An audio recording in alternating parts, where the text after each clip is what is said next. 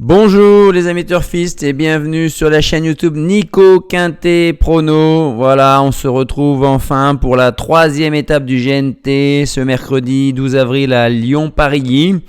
On se voit un peu moins en avril, effectivement, c'est un peu plus clairsemé, les quintets plus de trop, mais on est en pleine réussite après ce beau meeting d'hiver avec les deux quintets ordres. On est à 3 tiercés sur les 3 quintets plus du mois d'avril, on est à 2 quartés sur 3 et un quintet, donc on va essayer de faire de même avec cette étape-là à Lyon. On va se retrouver sur une bonne piste à Lyon-Paris, c'est une piste qui est réputée quand même pour être assez sélective. Il faut être assez prudent un petit peu à la fin du dernier tournoi, qui est un peu propice à la faute au moment où on rejoint les raquettes de départ. Donc voilà, mais je vais privilégier peut-être les chevaux qui sont en tête, on va dire, sachant qu'il y a quand même des très très bons jeunes de 6 ans qui vont faire la main basse sur la majorité des premières places. Donc c'est une course qui est ouverte, il n'y a pas de limite de gain, il y a juste des plafonds avec des reculs à 25 mètres à 285 000 et à 50 mètres à 464 000 euros. Mâle, hongre, femelle, pas d'étrangers. Et on va s'acheminer dans les courses GNT, dans le passé avec des conditions similaires. Vous voyez, c'est assez standard avec la moitié la probabilité de 50% qui est un rapport quintet désordre inférieur à 100 euros. C'est une fois sur 2 le cas dans le GNT et on a quand même une fois sur 4 où le quintet peut rapporter très très gros dans le désordre, plus de 1000 euros. Donc imaginez dans l'ordre. Le favori, c'est loin d'être un épouvantail. Regardez, seulement 57% de réussite. Quand il est là, il est dans le tiercé. Et le deuxième favori, il le supplante même. Vous voyez, il est à 67% de réussite dans le quintet plus. La présence du premier et du deuxième favori est donc loin d'être une évidence, avec seulement 40% de probabilité qu'ils soient tous les deux là dans le quintet. Bon, ça veut dire que ça arrive quand même, 4 fois sur 10. Et au moins un cheval plus de 7e favori, c'est moins frappant que dans d'autres courses, notamment en tiercé écarté. Tu as tendance à dire quand même que les favoris de la presse sont plutôt là en tiercé écarté et que dans le quintet, on a des grosses cotes qui viennent finir. Compléter l'arrivée. Alors, qu'est-ce que je vais vous donner comme pronostic avec tout ça? Moi je suis parti avec Orchestro. Il va être drivé par David Beckert, avec qui il s'entend à merveille. C'est 16 sur 19 et 13 sur 14 plaqué des antérieurs, déféré des postérieurs, donc c'est un quasi sans faute, et quand c'est corde à gauche c'est 12 sur 13, donc c'est pareil. Il a des lignes en béton cet hiver derrière Aerodarm, Inexcess Bleu, Aveu Dream. Si on les met au départ, ils sont grands favoris, donc c'est vraiment une première chance. Certes, il n'a pas couru depuis le 26 février, mais il a été préparé pour ça. Je pense que c'est vraiment un cheval d'avenir, très régulier, qui connaît la piste. Là vraiment tous les feux sont au vert, même si c'est le moins riche de la course.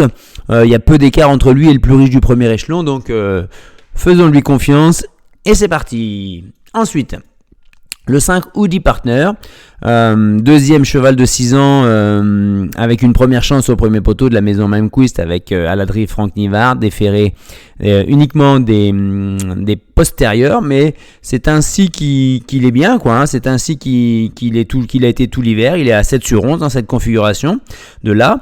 C'est un cheval qui avait gagné la première étape du GNT dans un lot qui était quand même moins fort. C'est un cheval brave, maniable, qui fait quasiment toutes ses courses. Orchestro lui semble supérieur, c'est pour ça que je le glisse là, mais il va lutter pour les 2-3 premières places, je pense. Ensuite, je mets Gaspard d'Angis, le vainqueur de l'étape de Marseille. Il a fait ce qu'il a voulu. C'était Raffin déjà au sulky.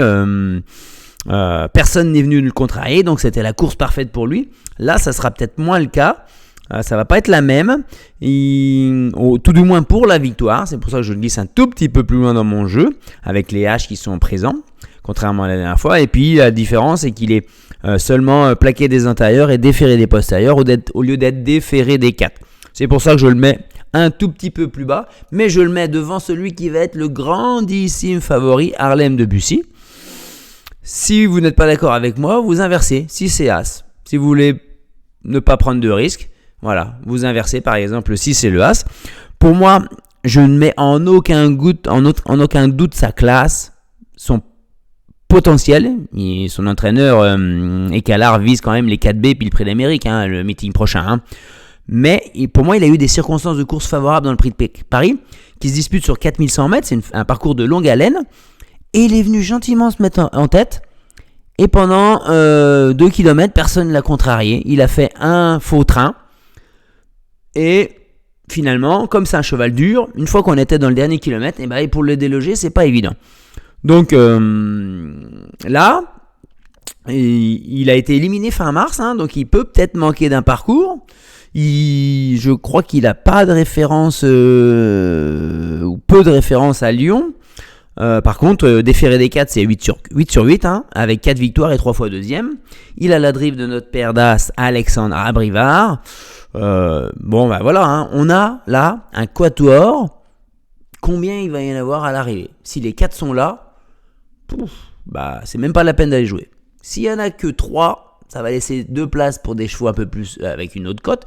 S'il y en a que 2, là, ça va devenir intéressant. Donc Harlem de Bussy. Ensuite, on va y aller avec Fashion Touch. J'ai hésité, parce qu'elle est un peu décevante, un peu vieillissante. Même la Gadok a été déçue de sa dernière course au mois de mars, là.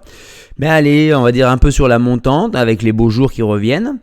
Elle doit confirmer qu'elle est meilleure que Léolian Chenu, en théorie. Elle a montré quelques limites. Je la vois plus pour une 4-5e place. Ensuite, derrière, on va commencer à mettre un peu chacun les siens. Et moi, je ne veux surtout pas passer à côté de Danseur Baroque. Certes, il a 10 ans, mais il va faire ses courses. C'est l'outsider typique pour compléter le quintet à belle cote. Derrière les gros favoris. S'il y a des défections, des défaillances devant, lui, il sera là. Il lui faut son parcours caché. Dans sa dernière course, il m'a un petit peu déçu, mais il a surtout été peu heureux, où il a été dernier tout le parcours, il s'est faufilé à la corde.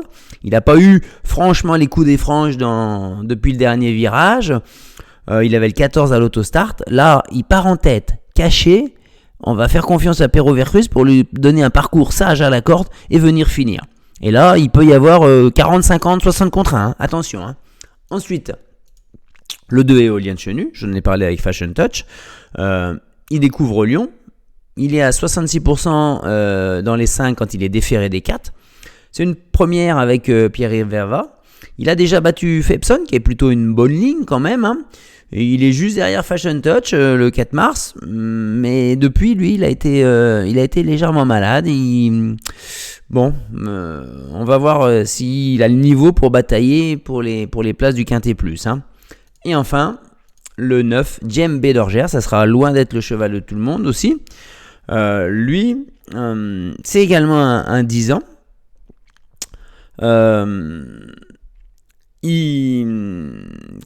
Il a des statistiques à Lyon-Paris où il est 22 fois sur 24 dans les 5 premiers. Par contre, il a la drive de Serge Pelletier, qui est le jockey, le driver numéro 1 à Lyon-Paris.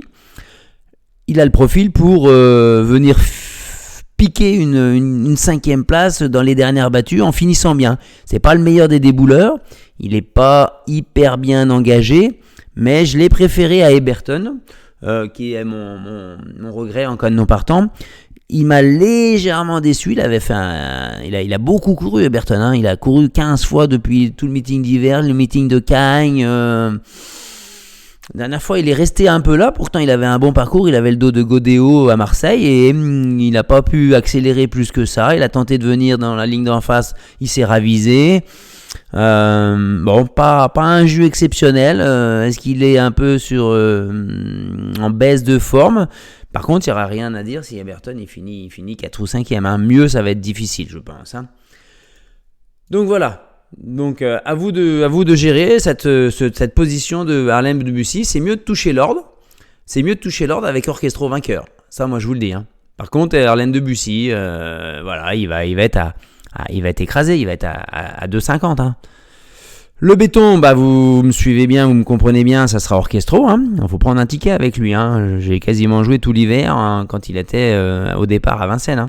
Ensuite, Woody Partner, pour moi, il sortira pas du quintet, franchement. Ensuite, le coquin, ça va être le coquin, on va être avec... je l'ai plus, si, comme ça. Voilà, pardon. Le coquin avec Danseur Baroque à 50 contre 1 avec Pierre Vercruis. Ensuite, la déception Éclat de gloire aux 50 mètres qui prépare des joutes européennes, le circuit européen, donc pas tout de suite. Même si il est sur la montante, mais à 50 mètres, ça va être dur avec les clients qui sont en tête. Et on élimine le 4 Jeff de Play, les amis. S'il vous plaît, une visionnage de la vidéo, un pouce bleu. Si vous n'êtes pas abonné, abonnez-vous à toutes les notifications avec la cloche.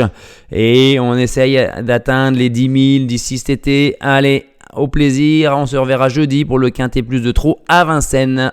À bientôt.